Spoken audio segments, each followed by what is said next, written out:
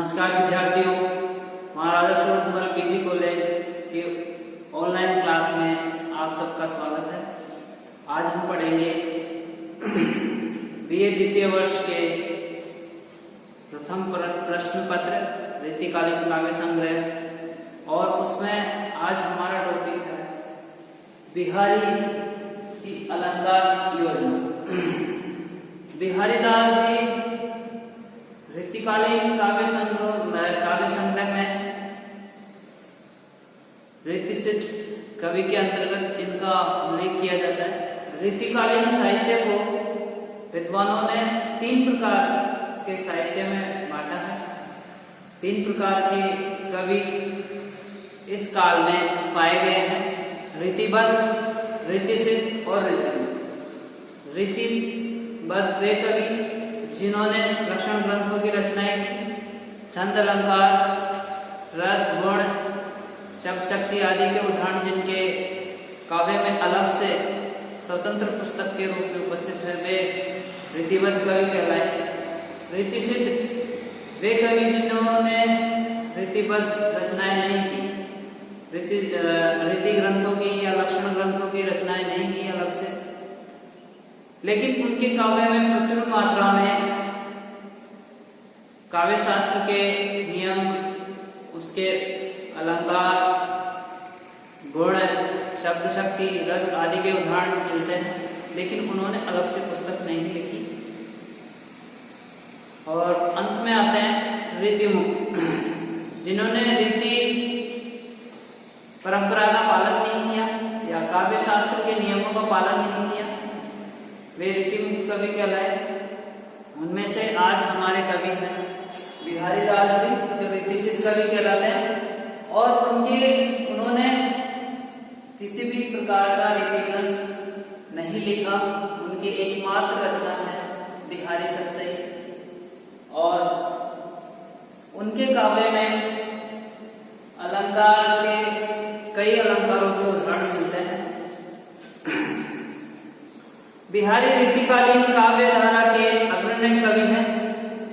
इनका कला पक्ष में भाव पक्ष दोनों ही समृद्ध है। साहित्य शास्त्रियों ने काव्य के सहज सौंदर्य के लिए अलंकारों का विशिष्ट महत्व माना है, और बिहारी दास जी ने भी अपने काव्य में अलंकारों का प्रचुर मात्रा में प्रयोग किया है। उन्होंने अलग से रीति ग्रंथ नहीं लिखा, पर उनके काव्य में अलंकारों के भरपूर उदाहरण मिलते हैं। उनकी रचना बिहारी सतसई में अलंकार योजना अत्यंत प्रभावोत्पादक है, बहुत ही प्रभावित करने वाली रचना है, और उसमें अलंकारों के उदाहरण मिलते हैं। उन्होंने अनुप्रास, यमक, श्लेष, उपमा, रूपक, उत्प्रेक्ष, अन्योक्ति आदि अलंकारों का प्रयोग अपने काव्य बिहारी सतसई में किए हैं। उनके अलंकार योजना का हम संक्षिप्त परिचय इस प्रकार से, निम्न प्रकार से करेंगे। सबसे पहले हमारा प्रश्न है अलंकार योजना। उन्होंने अलंकार का प्रयोग किस प्रकार से किया, और उनके साहित्य में, उनके काव्य में कौन कौन से अलंकारों का प्रयोग हुआ है, जिनमें से प्रमुख अलंकारों का हम सविस्तार वर्णन करेंगे। सबसे पहले बात करेंगे अनुप्रास अलंकार की।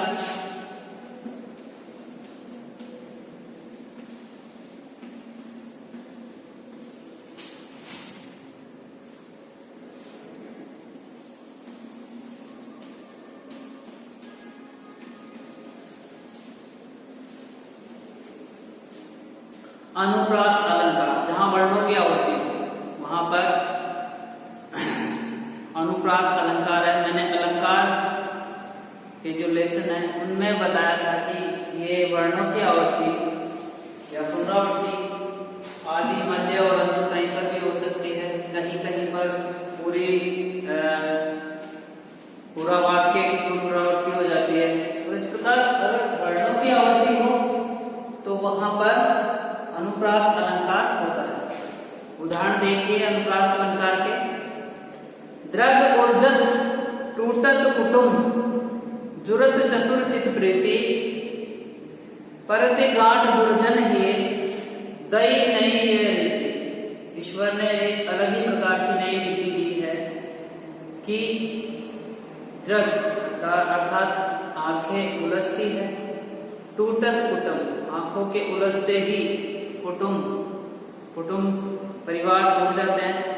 जुरत चतुर चित प्रीति और परिवार टूट जाते हैं। जुरत चतुर चित प्रीति और चतुर चित प्रीति, चतुर और प्रेमी हृदय के चित्त में प्रीति उत्पन्न होती है और आंखें उलझती हैं और परिवार टूट जाता है।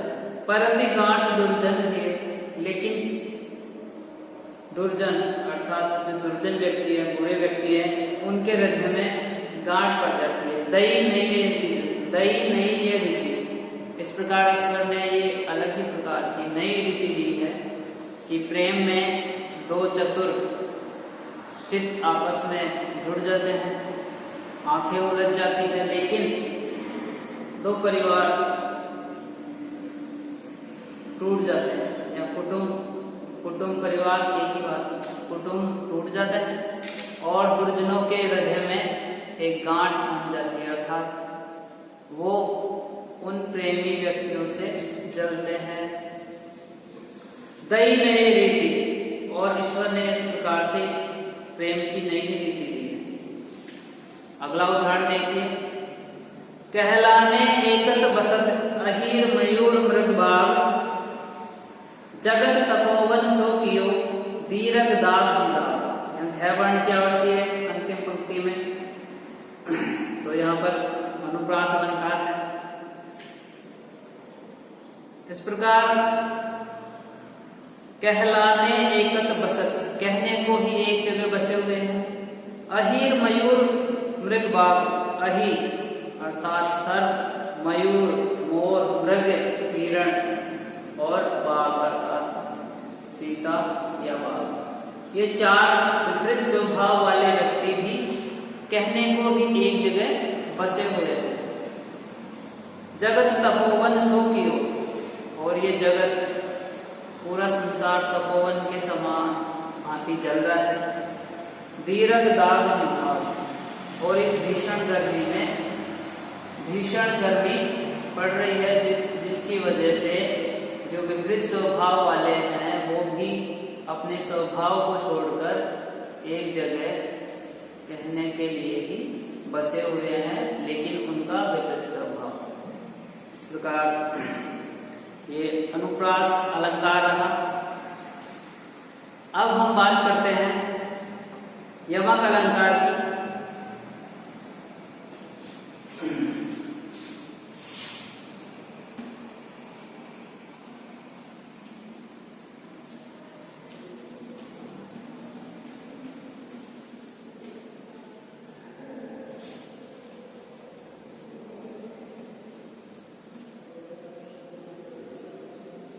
यमक अलंकार, बिहारी के काव्य में यमक अलंकार के बहुत से उदाहरण मिलते हैं, जिनमें प्रमुख रूप से हम एग्जामों में पूछा जाता है। कनक कनक पे सोगुनी मादकता अधिकार, उन्हें खाए बोराय इन्हीं पाए बोराय। जहां पर शब्दों का जोड़ा आता हो और अलग अलग अर्थ निकले, प्रसंग बस अलग अलग अर्थ निकले, तो वहां पर यमक अलंकार होता है। जिस प्रकार से इसमें इस दोहे में कनक कनक दो प्रकार से आया है, तो इनका अलग अलग अर्थ है। पहले का कनक अर्थात धतूरा, दूसरे का अर्थ है स्वर्ण, अर्थात कनक कनकते शोकुने, धतूरे से भी अधिक कनक अर्थात स्वर्ण का सौगुनी मादकता अधिकार। धतूरे से भी ज्यादा सोने में अधिक या स्वर्ण में अधिक मादकता है। उही खाए बोराए, धतूरे को तो खाने से ही व्यक्ति बोरा जाता है, पागल हो जाता है, ही पाए हो रहा है, लेकिन स्वर्ण को तो प्राप्त करने पर ही पागला जाता है। धतूरे को तो खाने के बाद में व्यक्ति पागल की तरह व्यवहार करने लगता है, लेकिन स्वर्ण को तो प्राप्त करते ही वह व्यक्ति पागल हो जाता है। इस प्रकार इसमें अलंकार यमक अलंकार का उदाहरण है, कंपटीशन एग्जाम में पूछा जाता है। अगला उदाहरण देखिए, तंत्रीनाद कवित रस सरस राग रतिरंग अनबूढ़े बूढ़े तिरे जे बूढ़े संपंग। तंत्रीनाद कवित, तंत्री नाद अर्थात संगीत, संगीत और कवित रस, संगीत और कविता के रस में सरस राग रतिरंग और रति रंग काम क्रीड़ा। सरस जितने भी मनुष्य को आनंदित करने वाली या उसको प्रसन्नचित रखने वाली संगीत है, कविता है, रतिरंग है, इन सब में व्यक्ति अगर अनबूढ़े तिरे जो नहीं डूबे वो तैर गए, जे बूढ़े सब अंग, और जो जिन्होंने अपना सभी अंग इसमें समा लिया, तंत्रीनाद और कविता रस में, रतिरंग में, वह पूरी तरह से उबर चुका है, अर्थात वो सफल हो गया। अनबूढ़े बूढ़े तिरे, और जो नहीं इस रस में, इस आनंदित करने वाले रस में नहीं डूबा वो तैर रहा है, और जो इसमें पूरी तरह से डूब जाता है उसको ही ये इस आनंद की प्राप्ति होती है।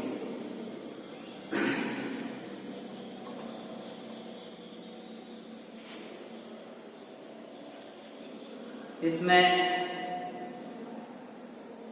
यमक अलंकार है। अगला एक और उदाहरण देखते हैं यमक अलंकार का। लाज गयो बेकार कर घेरी रहे घर जाई, गोरस चाहत फिरत हो गोरसु चाहत नाई। ये भी यमक अलंकार का उदाहरण है। अब हम बात करेंगे श्लेष अलंकार की।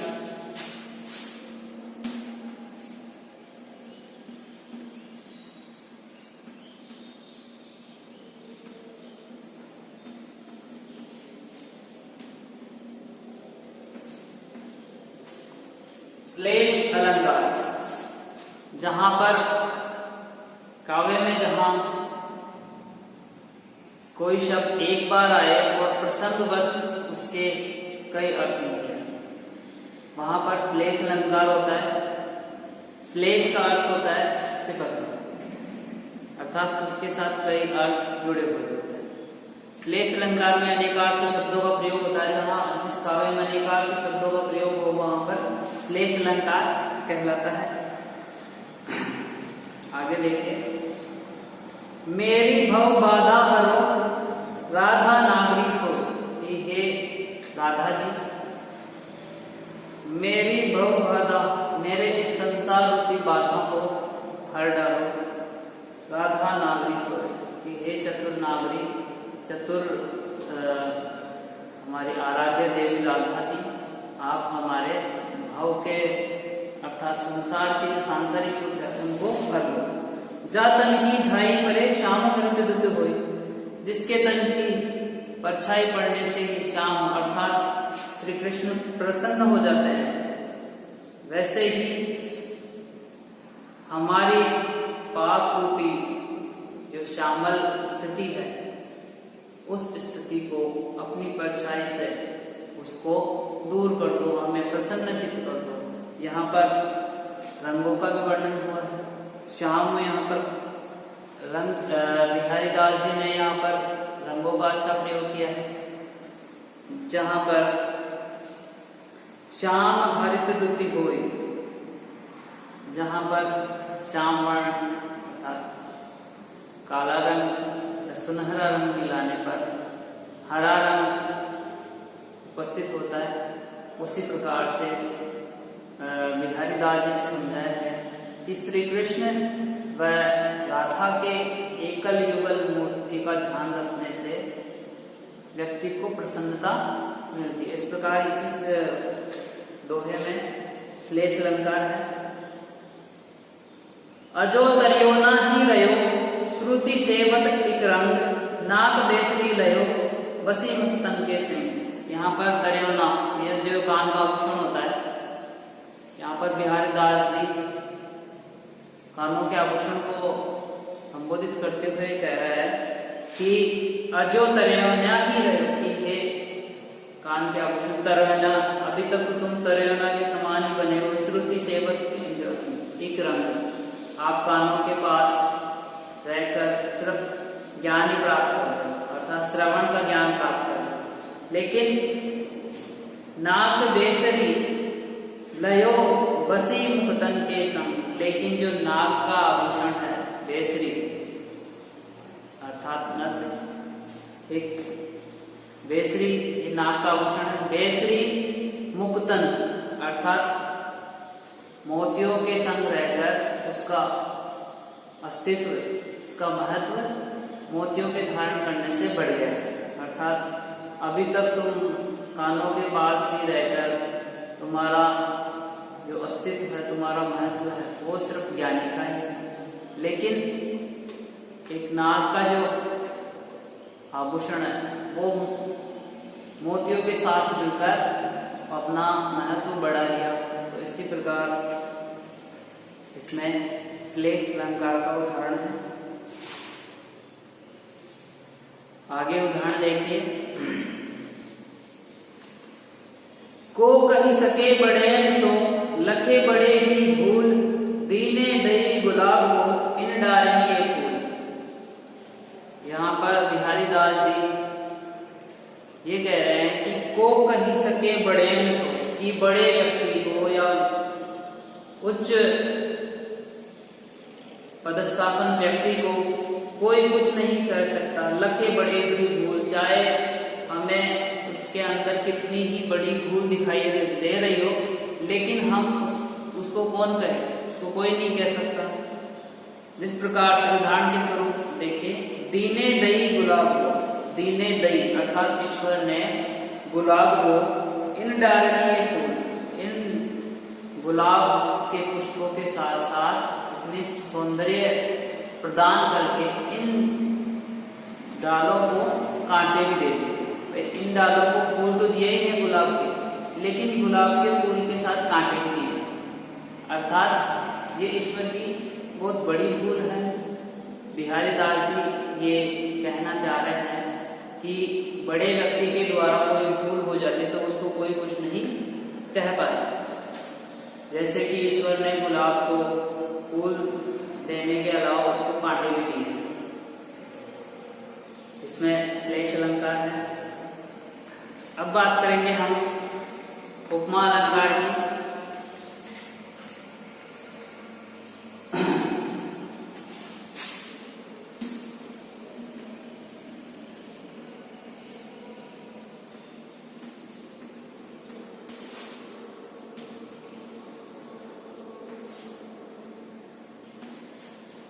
उपमा अलंकार बिहारीदास जी के सत्संग में बहुत से ऐसे उदाहरण हैं जिनमें कई प्रकार के अलंकारों का प्रयोग किया है, जिनमें से एक उपमा भी है। उपमा अलंकार का उदाहरण देखिए। अंग अंग जगमगत दीप सिकासी दे, दिया बढ़ाए यूं रहे बड़ो उजारे गे। यहाँ पर किसी नायिका के सौंदर्य का वर्णन करते हुए बिहारीदास जी कहते हैं कि उसके अंग अंग जगमगाते हैं, नगीने की तरह जगमगाते हैं। दीप शिखा सी दे, और उसकी दे दीप शिखा के समान दिखाई देती है। दिया बढ़ाए यूं रहे, और उसका सौंदर्य कांति युक्त है।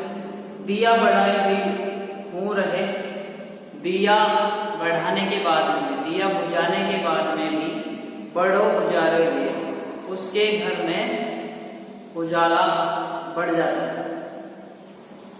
यहाँ पर उपमा अलंकार भी है, अतिशयोक्ति भी है। अगला उदाहरण देखिए उपमा अलंकार का। निसी अंधियारी नील पटु पहरी चली पिए गे, कहो दुराई क्यों दुरे दीप सिका सीधे।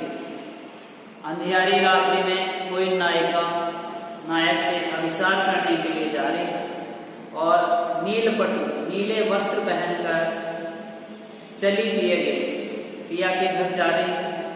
कहो दुराई क्यों दुरे दीप सिका सीधे। और अब कहो क्या कहें, छुपाने से भी उसका सौंदर्य छुप नहीं पा रहा, क्योंकि उसका देह उसका शरीर दीप शिखा के समान कांतियुक्त सौंदर्य युक्त है। यहाँ पर उपमा अलंकार है, जहाँ पर समतावाचक शब्दों का उपयोग किया जाता है वहां पर उपमा अलंकार होता है। अधर धरत हरि के परत ओठ दिति पट ज्योति, हरित बांस की बांसुरी इंद्रधनुष रंग होती। ये कॉम्पिटिशन एग्जाम में पूछा जाता है।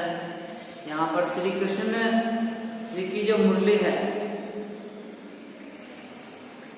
ओठ दिति पट ज्योति, उसका जो प्रकाश है, श्री कृष्ण की मुरली जो बांस से बनी हुई है, उस मुरली की धुन बहुत ही आकर्षक है और उसकी चमक कैसी है, इंद्रधनुष रंग होती है। जब कान्हा बंसी बजाते हैं, बांसुरी बजाते हैं, तो उसकी धुन में उससे जो चमक निकलती है या उसकी जो चमक है वो इंद्रधनुष के समान प्रकाश कहलाती है। तो यहाँ पर उपमा अलंकार का प्रयोग किया गया है। आगे हम बात करेंगे रूपक अलंकार।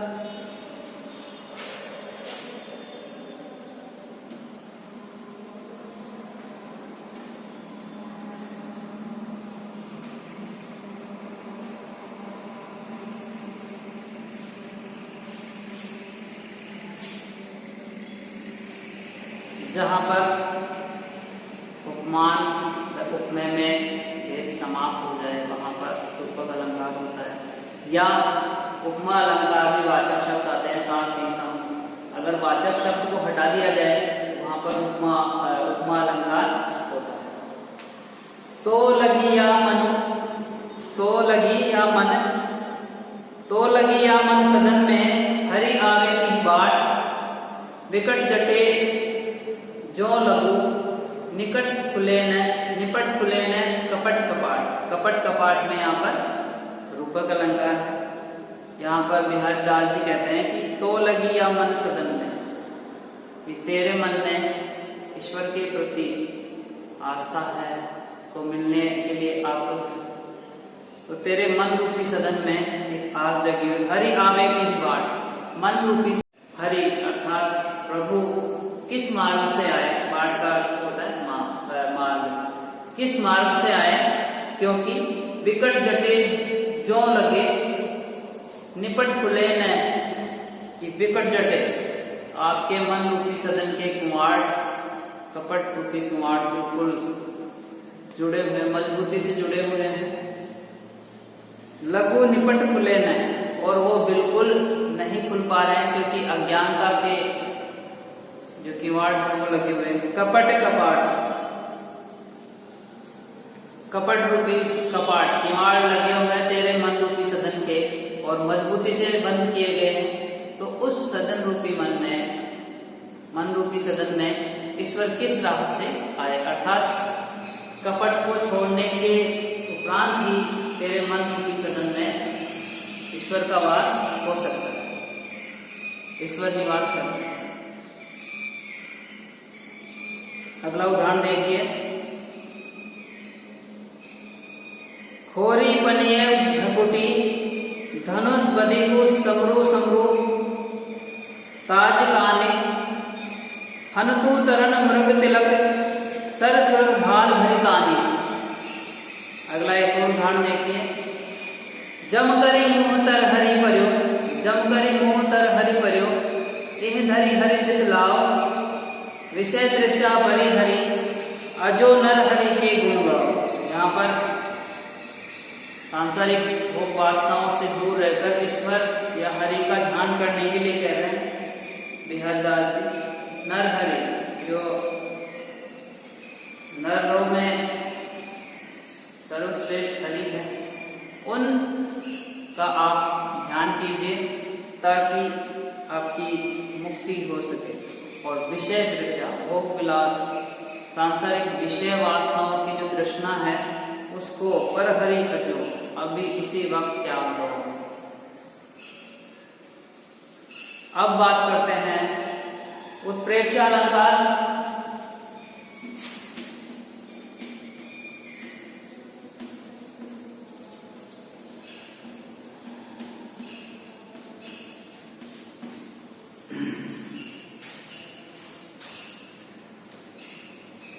उत्प्रेक्ष अलंकार में मन हूं, जन हूं, जानो, जनू आदि शब्द आते हैं, वाचक शब्द है, इससे आप पहचान कर सकते हैं। उदाहरण देखते हैं।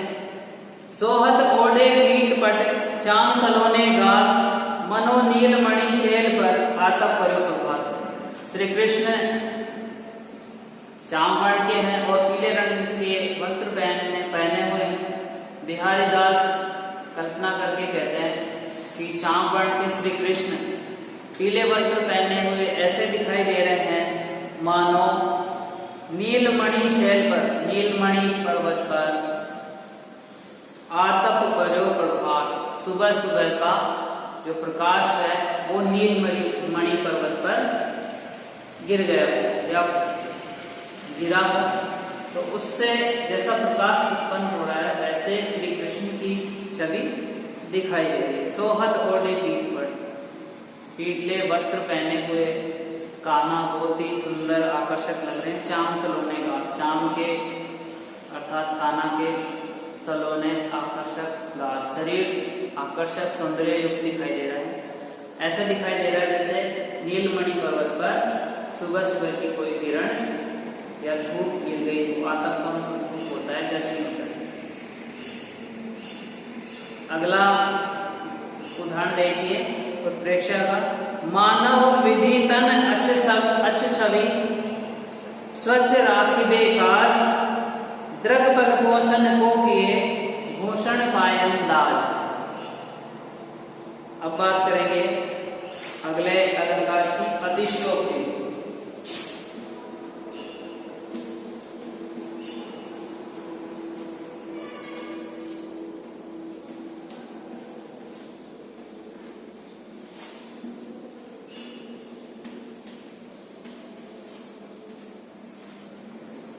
अतिशयोक्ति अलंकार, इसका उदाहरण देखिए जिसमें बात को बड़ा चढ़ा कहा जाए। इति आवती चली जाल, उति चली 6-7 हाथ, चढ़ी हिंडोरे ही रहे, लगी उसासनु साथ। यहाँ पर बिहारी दास जी किसी विरहणी नायिका के विरह का वर्णन करते हुए कहते हैं कि वो विरह में कितनी कमजोर हो चुकी है। ये तो आवती चली जाती है, कभी आगे जाती है कभी पीछे जाती है। ये तो आवती चली जाती है, आगे आते आते चली जाती है। चली 6-7 हाथ, वो आगे आते कभी पीछे जाती है और 6-7 आगे 6-7 हाथ पीछे चली जाती है। चढ़ी हिंडोरे ही रहे, और उसकी विरह रेखा को देखकर ऐसा लगता है जैसे वो हमेशा झूले पर ही झूल रही हो। लगी उसासनु साथ, और जैसे ही श्वसन क्रिया होती है, श्वसन क्रिया के साथ साथ ही वो आगे पीछे, जब श्वास लेती है तो आगे, श्वास छोड़ती है तो पीछे। इस प्रकार उसकी क्रिया, उसका कार्य व्यवहार, विरह का व्यवहार ऐसा हो रहा है जिस प्रकार से वो झूले पर झूल रही हो। अतिशयोक्ति अलंकार है यहाँ पर। आड़े दे आले बसंत, जाड़े हो राती, साहस करके लेह बसी, सखी सवे डिग जाती। जाड़े की रात्रि में भी जो किसी विरहणी नायिका की जो सखियां हैं वो गीले वस्त्र पहन के जा रही है जाड़े की रात्रि में भी, और उसने बस उसके हाल चाल पूछने जा रही है, उनसे सब उसके पास जा रही है, लेकिन गीले वस्त्र पहनकर जा रही है ताकि उसके विरह की तप से या विरह की आग से वो जल न जाए। अब बात करेंगे अन्योक्ति अलंकार।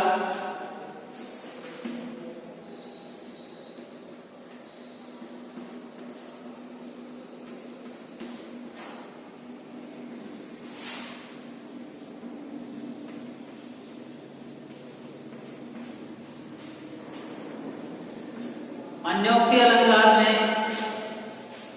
किसी व्यक्ति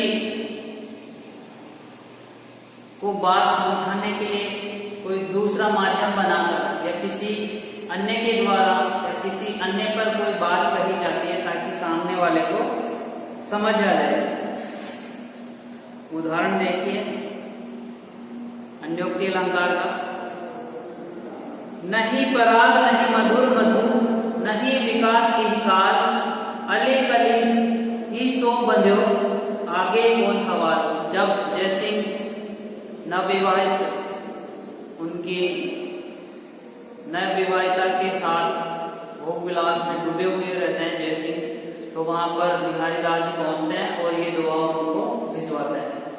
और ये दोहा अन्योक्ति अलंकार का सर्वश्रेष्ठ उदाहरण है, कंपटीशन एग्जाम में पूछा जाता है। इसमें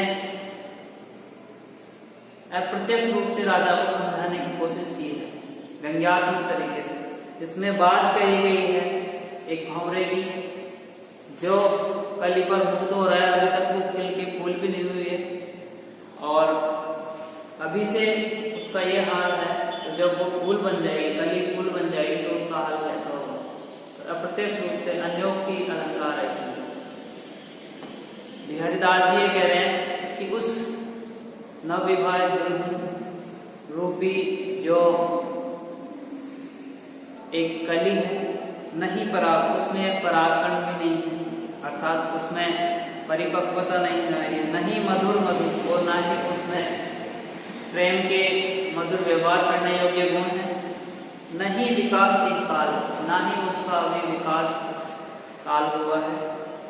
अली कली हे अली भंवरे रूपी राजा, अभी से आप उसके प्रेम में बंधे हुए हो, तो आगे कौन सवाल। अभी जो राजा को अपनी जनता का ध्यान रखना चाहिए, तो अभी आप ऐसा हाल है, तो जब वो परिपक्व होकर पूर्ण रूप से युवती बन जाएगी तो आगे इस राज्य का कौन इसका उत्तरदायित्व संभालेगा। तो ये अन्योक्ति अलंकार। आगे देखिए जिसमें समय के परिवर्तन के बारे में बिहारी दास समझा रहे हैं कि समय परिवर्तन होने पर जो एक राजा है वो रंग बन सकता है। एक तोता जो पहले पिंजरे में सोने के पिंजरे में रहता था, लेकिन जब उसका समय परिवर्तन हुआ तो उसको कोई नहीं पूछता, पानी के लिए भी नहीं पूछता और वो उसी पिंजरे में उसकी मृत्यु हो जाती है। मर तो प्यास पिंजरा पर्यो, प्यास के मारे पिंजरे में तोता मरे जा रहा है। सुआ समय के फेर, हे सुआ अर्थात हे कीर, हे तोते, हे सुआ, ये समय का परिवर्तन है कि आप इस स्वर्ण जड़ित पिंजरे में प्यास के मारे मर रहे हो या जीवित आजीविका चला रहे हो। आदरी देते बोले और आदर दे दे के बोले तू, बुला रहे हैं बायस बलि के बेर, बायस बलि के बेर। यहाँ पर समय परिवर्तन होते ही श्राद्ध पक्ष में बायस अर्थात कौवे को आदर दे देकर उनको बलिदान का घास खिलाने के लिए आदर दे दे के बुलाते हैं। तो हे सुआ, ये समय का परिवर्तन है, आपको भी समझना चाहिए। इस प्रकार बिहारी दास जी के काव्य में ये विभिन्न प्रकार के अलंकारों के भेद मिलते हैं। आज के लिए इतना ही, धन्यवाद।